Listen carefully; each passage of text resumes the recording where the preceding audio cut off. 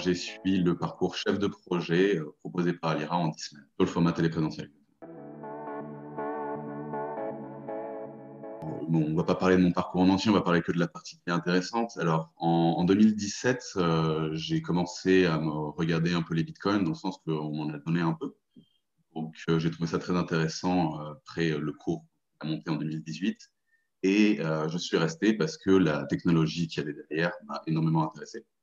Donc, j'ai passé plusieurs années à essayer de monter des projets en Espagne. Malheureusement, ça n'a pas marché. Donc, j'ai supposé qu'il me manquait quelque chose. Donc, je suis revenu en France puisque l'environnement français est finalement plus facile pour un Français d'utiliser qu'en Espagne. Et là, il y a eu le Covid. Donc, j'ai dû trouver une autre manière que simplement me présenter à des gens dans les conférences. Et en cherchant, j'ai trouvé Alira. Donc, voilà comment j'ai trouvé la formation.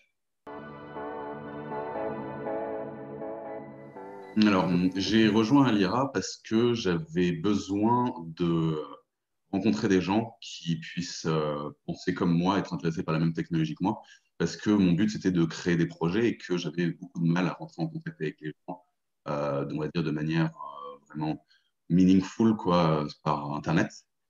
Et ce qui s'est passé, c'est que à l'IRA, je me suis dit, ça peut être un bon endroit pour rencontrer des tas de gens qui auraient les mêmes idées que moi, parce que faire ce genre de formation, c'est forcément qu'on a un intérêt là-dedans.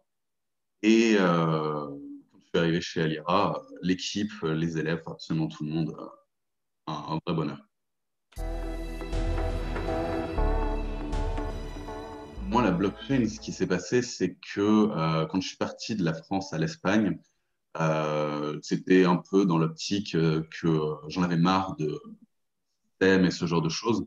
Pour la petite histoire, je suis parti entre le premier et le deuxième tour des dernières élections parce que je me suis dit, il est hors de question que je vote pour l'un ou pour l'autre. Donc, je suis parti. Et là-bas, disons que la vie, elle est plus simple, mais que la plupart des gens sont plus pauvres. Et que ça a fait sens pour moi, en fait, reprendre la main sur le système monétaire, arrêter de laisser les banques jouer avec nous. Et j'étais déjà un peu intéressé par l'économie. Donc, disons que ça a bien reconverti mon côté économie, mon côté technologie et puis mon côté un peu anarchiste, hein. Et voilà pourquoi la blockchain, simplement, pas lâcher. C'était une très bonne idée. Alors, d'un bout à l'autre, c'était super, hein. Comme je l'ai précisé, j'avais déjà pas mal de connaissances en arrivant. Donc, on va dire, les premières semaines, c'était plutôt sympathique parce que j'ai beaucoup échangé avec Bastien et Ballard, j'ai pu échanger avec tous les intervenants. Après le cours, c'est une très, très bonne introduction.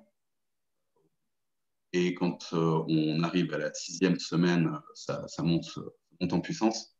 La septième semaine, vous faites la rencontre de Marc Zeller et de la finance décentralisée expliquée très, très bien, mais c'est difficile.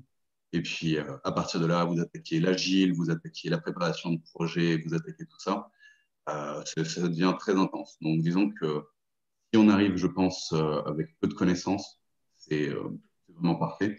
Zéro connaissance, ça serait peut-être difficile. Il va vous falloir passer du temps hors dehors des cours à rechercher ce qui se passe, mais je pense que c'est faisable, hein. Il y en a un ou deux qui l'ont fait ce coup.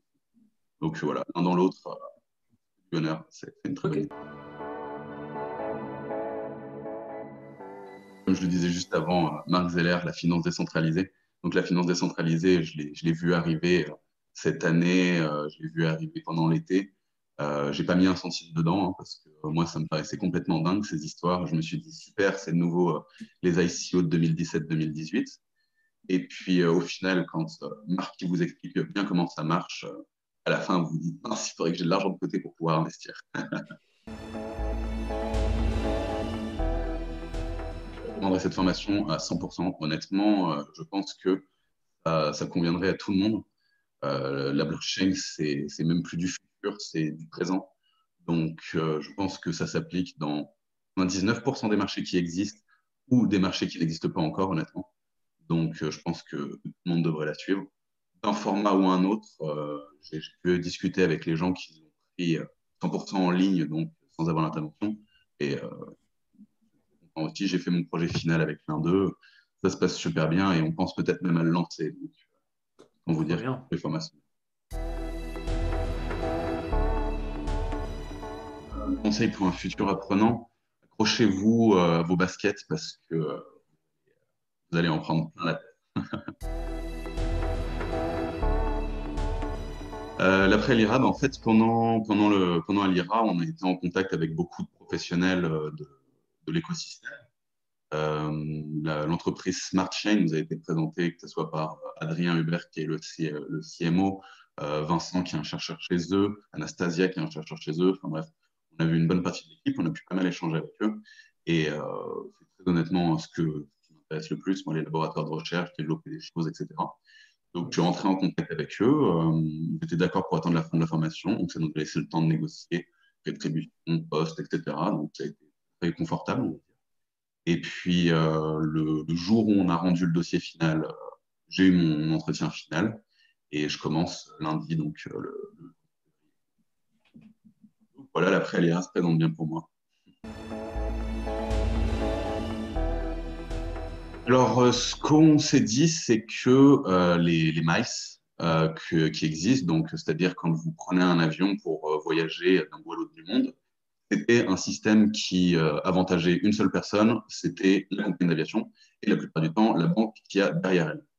On s'est dit que, étant donné que c'était déjà en train de se comporter comme de l'argent, sauf que c'était un argent qui était totalement manipulable, qui était totalement dévaluable au cours de la nuit en moins d'une heure et sans aucune notice. Donc on s'est dit, la blockchain pourrait avoir un intérêt là-dedans. On a creusé et on s'est rendu compte qu'en réalité, on pouvait faire mieux, beaucoup moins cher, et on avait des opportunités, donc notamment en Algérie. Là, maintenant, on essaye de rencontrer des gens qui se trouvent en Tunisie, au Maroc, en Algérie, en Turquie.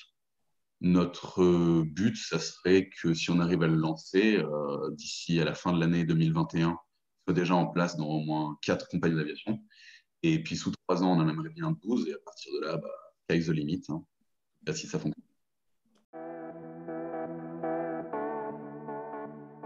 De bout en bout, 100%, c'est excellent.